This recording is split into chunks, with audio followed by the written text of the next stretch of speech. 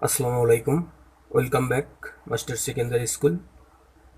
বিষয় ষষ্ঠ থেকে নবম শ্রেণী পর্যন্ত অ্যাসাইনমেন্ট 14তম সপ্তাহ নিয়ে আজকে তোমাদের সাথে একটা আলোচনা করব। অ্যাসাইনমেন্টটা বিতরণ করা হয়েছে 31/8/2021 তারিখে। 14তম সপ্তাহ বা প্রফেসর মোহাম্মদ বিলাল হোসেন এটা বিতরণ করছেন। ঠিক আছে,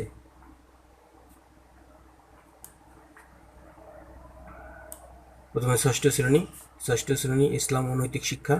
তোমার বাড়ির 2 জন সদস্যকে সূরা আল ফাতিহার অর্থসহ তিলাওয়াত করতে দাও এবং তাজবিদ পর্যবেক্ষণ করে ভুল চিহ্নিত করে শুদ্ধকরণ কি হবে তার পরামর্শ একটি প্রতিবেদন তৈরি করো।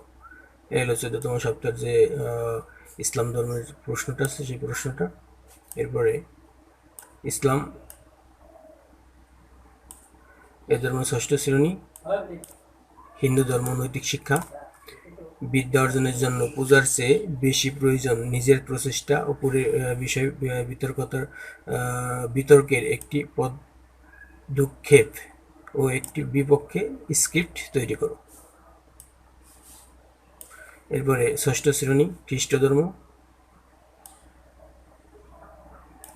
তারপরে ষষ্ঠ শ্রেণীর বৌদ্ধ ধর্ম। এটা হলো ষষ্ঠ শ্রেণীর বৌদ্ধ ধর্মের যে অ্যাসাইনমেন্টটা দেওয়া আছে সেই অ্যাসাইনমেন্ট। এটা হলো প্রশ্ন।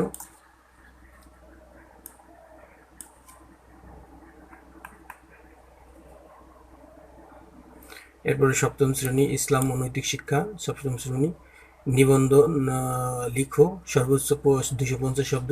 বিষয় একজন মুসলিম হিসেবে মহান আল্লাহর বিধান মেনে চলার পদ্ধতি। উৎস সূরা বাকারার 5ম রুকুর নির্দেশনা অনুসরণ করে।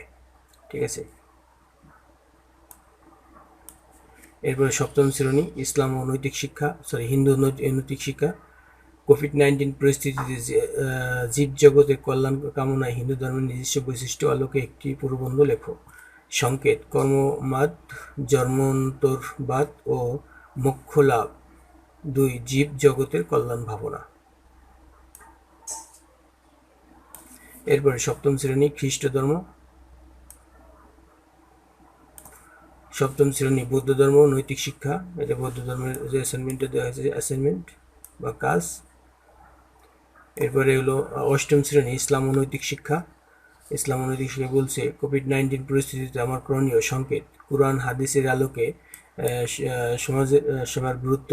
কোভিড-19 পরিস্থিতিতে যেসব সহায়তা লাগবে তার তালিকা। কিভাবে অর্থ সংগ্রহ করে যেতে পারে তার পরিকল্পনা। সংগৃহীত অর্থ উক্ত জনগোষ্ঠীর সহায়তায় জন্য কিভাবে ব্যয় করতে হবে তার নির্দেশনা। ঠিক আছে, এরপরে অষ্টম শ্রেণী হিন্দু ধর্ম নৈতিক শিক্ষা। এটা হিন্দু ধর্মের প্রশ্ন। এটা অষ্টম শ্রেণী খ্রিস্ট ধর্ম নৈতিক শিক্ষা। এটা খ্রিস্ট ধর্মের যে অ্যাসাইনমেন্টটা দেওয়া হয়েছে সেই অ্যাসাইনমেন্ট। অষ্টম শ্রেণী বৌদ্ধ ধর্ম ও নৈতিক শিক্ষা। এটা বৌদ্ধ ধর্মের প্রশ্নটা দেওয়া হয়েছে সেই প্রশ্ন বা অ্যাসাইনমেন্ট। এরপরে ষষ্ঠ শ্রেণী কৃষি শিক্ষা। ঠিক আছে, কৃষি শিক্ষা তোমাদের অ্যাসাইনমেন্টের বা নির্ধারিত কাজ। এরপরে সপ্তম শ্রেণী কৃষি শিক্ষা। এতে সপ্তম শ্রেণীর কৃষি শিক্ষার নির্ধারিত কাজ দেওয়া হয় সেই কাজ। এরপরে অষ্টম শ্রেণী কৃষি শিক্ষা। অষ্টম শ্রেণী কৃষি শিক্ষা এটা অষ্টম শ্রেণীর কৃষি শিক্ষার নির্ধারিত কাজ। ষষ্ঠ শ্রেণী গার্হস্থ্য বিজ্ঞান। ঠিক আছে, ষষ্ঠ শ্রেণী গার্হস্থ্য বিজ্ঞানের নির্ধারিত কাজ এটা।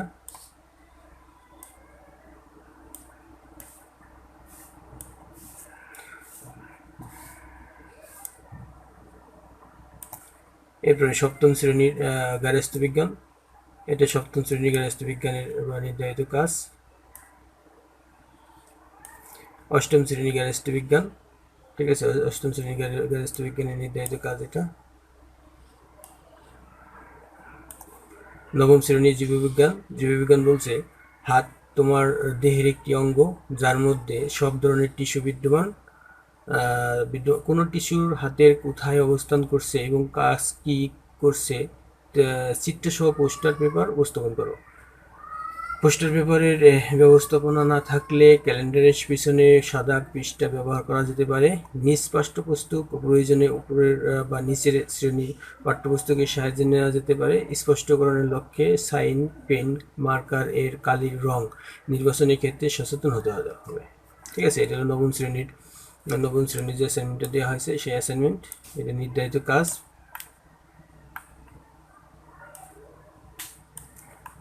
এরপরে নবম শ্রেণীর ফিন্যান্স ব্যাংকিং।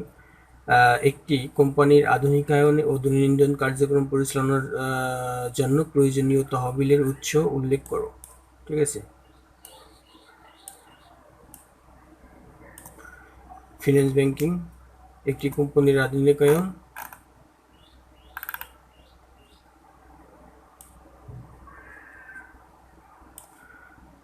নবম শ্রেণী পরিণতি বা নাগরিকতার একটা প্রশ্ন।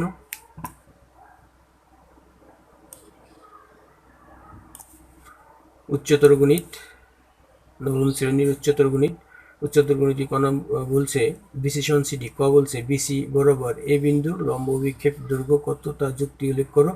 এসি এর দৈর্ঘ্য নির্ণয় করো। গ দেখাও P Q square less than P R square plus Q R square. নবম শ্রেণী কৃষি শিক্ষা।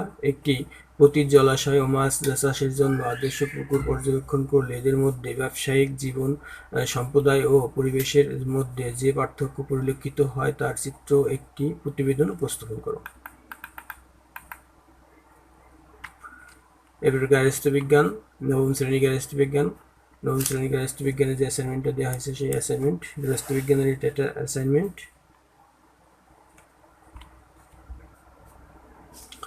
এরপরে নবম শ্রেণীর অর্থনীতি অ্যাসাইনমেন্টে বলছে অর্থনীতির পরিভাষার সম্পদ নির্দিষ্ট বৈশিষ্ট্য ও ধারণার সমন্বয়ে গঠিত একটি সম্পর্ক 200 শব্দের মধ্যে একটি প্রতিবেদন লেখো।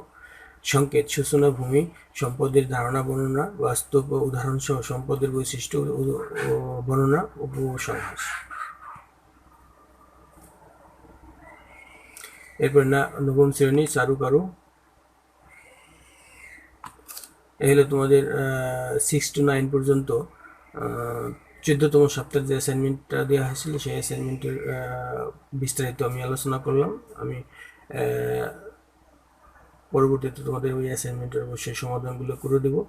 সবাই ভালো থাকবা, সুস্থ থাকবা, আর চ্যানেলটাকে সাবস্ক্রাইব করবা। রাখি, আসসালামু আলাইকুম।